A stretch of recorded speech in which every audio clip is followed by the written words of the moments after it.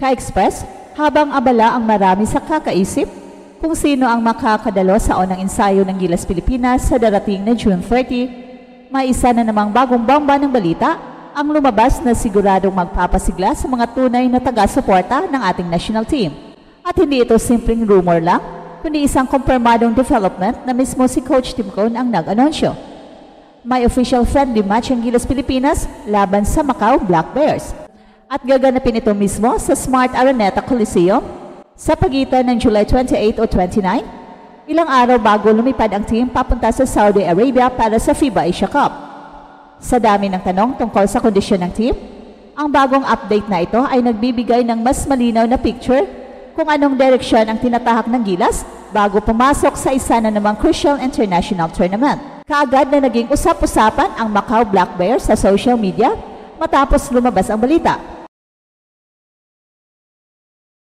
Ang team na ito ay bahagi ng East Asia Super League, isang competition kung saan kalaban nila ang mga top club teams sa rehiyon. At kilala sila sa pagdadala ng mabibigat na imports.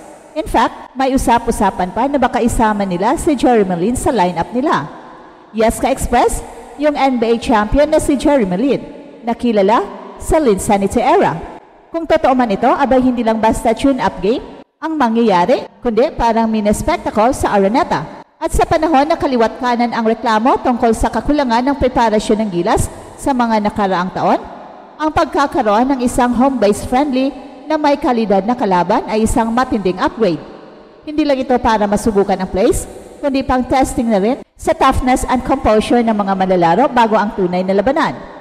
At ayon mismo kay Coach Tim, ang initial plan talaga ay maglaro kontra sa Guam.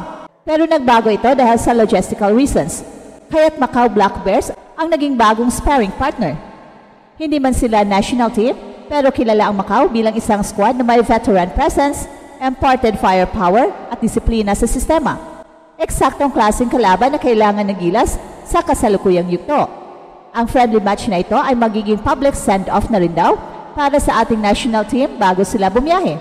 Kaya tiyak magiging malaking event ito para sa mga fans, sa PBA community at sa buong Philippine basketball ecosystem. Imagine mo, makita mong maglaro sina Kai Soto, Dwight Ramos, Kevin Kimbao, AJ Edo, Justin Brownlee at iba pa, all in one court sa mismong Araneta. Instant goosebump mga Ka-Express.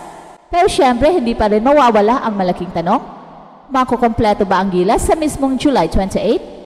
Yes, kompleto na ang official 12-man lineup na pinili ni Coach Tim. Wala nang palitan, sila na talaga. Sina Scottie Thompson, Junmar Fajardo, Dwight Ramos, Kai Soto, Justin Brownlee, Chris Newsome, Calvin Aftana, Sergio Perez, Jamie Malonzo, AJ Edo, Carl Tamayo at Kevin Kimbao. Pero iba ang kompleto sa papel sa kompleto sa kondisyon. Kasi kahit confirm na silang lahat, may ilan sa kanila ay may iniindang injury o kaya naman ay galing sa long travel schedules tulad ni Kai at Dwight. Kaya hindi pa rin sigurado kung sabay-sabay silang makakasabay sa June 30 practice. Kaya ang July 28 na friendly ay isa pang malaking checkpoint para sa buong team. Kaya para kay Coach Tim, hindi lang ito simpleng exhibition game, isa itong high-stakes opportunity para makita kung gaano ka-functional ang chemistry ng lineup sa actual na laban. Hindi lang plays ang tinitingnan dito, kundi kung paano mag-react ang bawat player under real game situations. Paano mag-rotate si Coach Tim kung parehong mainit sina Calvin Aftana at Kevin Kimbao.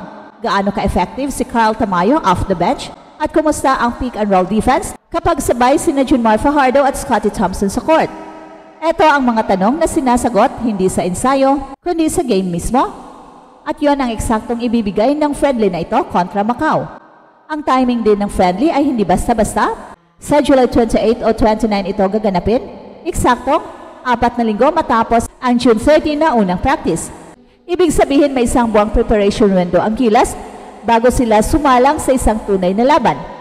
Kung sabay-sabay silang makarating sa unang ensayo, ibig sabihin ito ay may sapat na oras para patibayin ang plays, conditioning at synergy. Pero kung hindi pa rin sila makokompleto agad, gaya ng posibilidad sa kaso ni Kai at Dwight, then this friendly will serve as their first true game together, a make or break test para sa overall readiness ng team. Well, sa madaling salita, kahit exhibition game ito, malalim ang stakes. Sa mga fans naman, magandang balita ito dahil mabibigyan sila ng pagkakataon na masilayan ang Gilas in action bago sila mawala sa bansa. May sense of ownership kasi kapag nakikita ng mga fans na pinaghahandaan talaga ng ating national team ang laban. At kung Araneta pa ang venue, alam mong malupit ang energy. Pwedeng maulit yung atmosphere nung send-off game dati bago ang World Cup. Lahat nakapula, lahat sumisigaw ng laban Pilipinas. Pero ngayon, mas intense pa dahil may imported team na kalaban, mas may sense of urgency, mas may dahilan para magpakitang gilas ang buong roster. At habang papalapit ang July 28, mas titindi ang bawat practice, mas lalakas ang pressure, at mas sisigla ang diskusyon ng mga fans. Sino ang standout sa scrimmage? Sino ang hindi pa 100%? Paano pinapagana ni Coach Tim si Kevin Kiambao sa loob ng rotation? Mas bagay ba siya sa 4 o minsan nilalaro sa 3? Paano ang role ni Justin Brownlee? Starter pa rin ba? O utility plug sa crunch time? Lahat ng tanong na ito magkakaroon ng sagot sa friendly laban sa Macau. At ngayon para sa mga casual fans na nagtataka kung gaano kahalaga ang friendly game na ito, isipin nyo na lang kung ito ang pinakauna at posibleng huling pagkakataon na maglaro together ang buong final lineup bago ang tournament proper. Anong ibig sabihin nito? Hindi ito laro-laruan? Para kang nagsasanay para sa Olympics, tapos isang rehearsal lang ang bibigyan nyo ng live audience. Kaya't siguradong lalaban ng Gilas, hindi lang para manalo, kundi para ipakita sa buong mundo at sa sariling bayan na handa na sila. Ka-express sa bawat araw na lumilipas, mas lumilinaw na ang direksyon ng Gilas Pilipinas at sa pagkakataong ito, hindi lang tayo nakasakay sa hype, may plano si Coach Tim, may schedule, may tune-up, may core, hindi perpekto ang kondisyon, may mga injury concerns, may travel delays, may chemistry na kailangang buuin. Pero sa dami ng taon na parang bara-bara ang preparations, ngayon lang natin nakita ang ganitong level ng intent at execution. At kung friendly game pa lang, ay ganito na ka-exciting paano pa kaya pagdating sa Asia Cup. Kaya ka-express, huwag kayong bibitaw sa pagsubaybay. Dahil mula sa June 30 na practice hanggang sa July 28 friendly at hanggang sa mismong laban sa Saudi Arabia, kada galaw ng Gilas, tutukan natin. At i-comment nyo sa baba kung sinong player ang pinakagusto nyo makitang mag-explode sa laban kontra Macau. Si KQ ba? Si Dwight? O baka si Kai Soto sa kanyang comeback tour? Let's go Gilas para sa bayan, para sa dangal, para sa kasaysayan. At eto ang Express Info na kung saan bawat kwento, ginulat ang mundo. Don't forget to like and subscribe.